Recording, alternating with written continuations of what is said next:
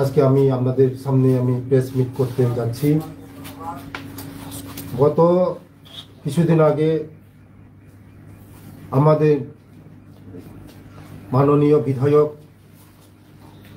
সুদীপ রায় বর্মনজি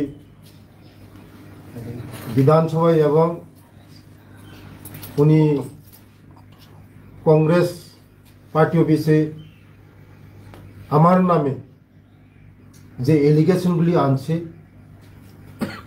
প্রথম এলিগেশন আনছে যে স্বর্গীয় ডাক্তার ইলালুর বিল্ডিং নাকি আমি 60 কোটি টাকা দিয়া বিল্ডিং খরিদ করছি।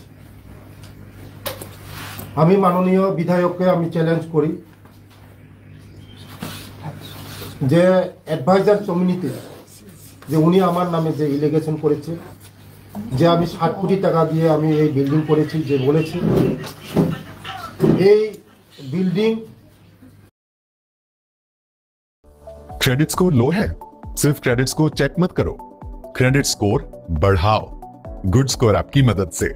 क्रेडिट एक्सपर्ट से पर्सनलाइज्ड टिप्स पाओ, लोन ईएमआईज पे करो, एफडी क्रेडिट कार्ड के लिए अप्लाई करो, यूटिलिटी बिल पेमेंट्स करो, ऑल इन वन।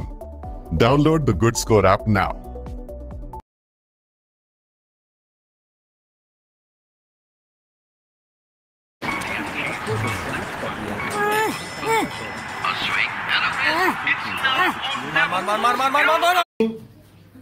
যদি প্রমাণ করে যে বিকাশ দেববর্মা এই বিল্ডিংটা খরিদ করেছে, এটা কিনেছে বিকাশ দেববর্মা, যদি প্রমাণ করতে পারে আমি রাজনৈতিক জীবন থেকে আমি সন্ন্যাস নিব। আমি চ্যালেঞ্জ দিয়ে বলছি, আর যদি উনি প্রমাণ যদি না করতে পারেন, আমার বিধায়ক সুদীপ বাবু প্রমাণ যদি না করতে পারেন, আমি আপনাকে 48 ঘন্টা টাইম দিয়েছি, আমি প্রমাণ করে দেখাতে হবে যে বিকাশ দেববর্মা এই অ্যাডভাইজার জমির বাড়িটা বিকাশ দেববর্মা। যদি প্রমাণ না করতে পারেন, আপনি এই বিধানসভা থেকে আপনি সারা ত্রিপুরার জনগণের কাছে আপনার ক্ষমা চেতে হবে, আপনার মিডিয়ার সামনে এসে যে ক্ষমা চেতে হবে যে বিকাশ দেববর্মার এই বিল্ডিংটা, এই যে ইলালুদের যে জমিন খরিদ হয়েছে এটা আমার না। আমি এটা বলছি যে এই দপ্তর ইলালুর যে অ্যাডভাইজার জমিনের যে বিল্ডিংটা আমি খরিদ করি নাই, এটা আপনারা আমি চ্যালেঞ্জ দিয়ে বলছি আমি খরিদ করি নাই। এই বিল্ডিংটা আমি তবু বলে দিচ্ছি আপনাদেরকে,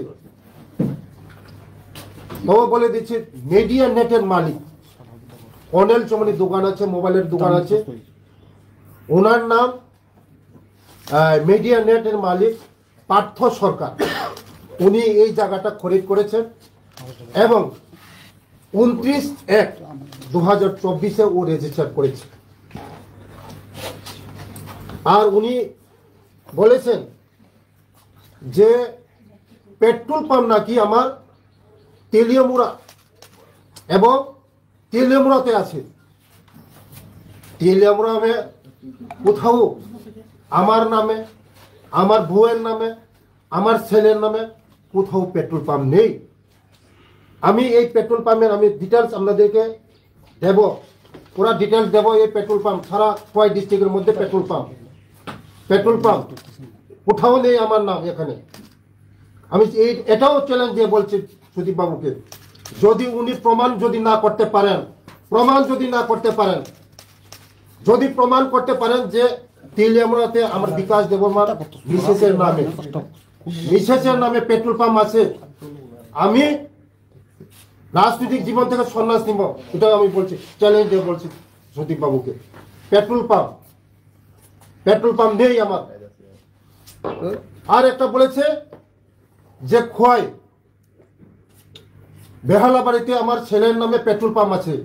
ও বলছে কি আমি পেট্রোল ঢুকাবো না, আপনার পেট্রোল পাম্প আছে, আমি পেট্রোল ঢুকাবো না। আমার পেট্রোল পাম্পই নেই, কোথায় ঢুকাবে সুদীপ বাবু? আমার খোয়াইয়ের মধ্যে কোথাও পেট্রোল পাম্প নেই আমার ছেলের নামে, কোথাও পেট্রোল পাম্প নেই সুদীপ বাবু। এটাও আমি চ্যালেঞ্জে বলছি, পেট্রোল পাম্প আমার ছেলে নামে, আমার ছেলে অনেক দিন আগে থেকে ট্রাই করে এসেছে এসটি ক্যাটাগরিতে, যে কোনো লোক any how ST non ST অনলাইনে পেট্রোল পাম্প অ্যাপ্লাই করতে পারে, পেট্রোল পাম্প অ্যাপ্লাই করতে পারে যে কোনো লোক। আমার ছেলে পেট্রোল পাম্প করে নেই, আমার ছেলে এলওয়াই পেয়েছে। এই দেখুন এলওয়াই, পেট্রোল পাম্প নেই, শুধু ইন্ডিয়া ওয়েলস থেকে পেট্রোল পাম্পের এলওয়াই পেয়েছে, এলওয়াই পেয়েছে। দেখুন আপনাদেরকে দেখুন, এটা এলওয়াই পেয়েছে। পেট্রোল পাম্প হবে না হবে এটা পরের কথা, এখনো পেট্রোল পাম্প প্রসেসিং শেষ হয়নি, পেট্রোল পাম্প নেই। আমার ছেলের নামে কোথাও পেট্রোল পাম্প নেই, এটাও আমি চ্যালেঞ্জে বলছি।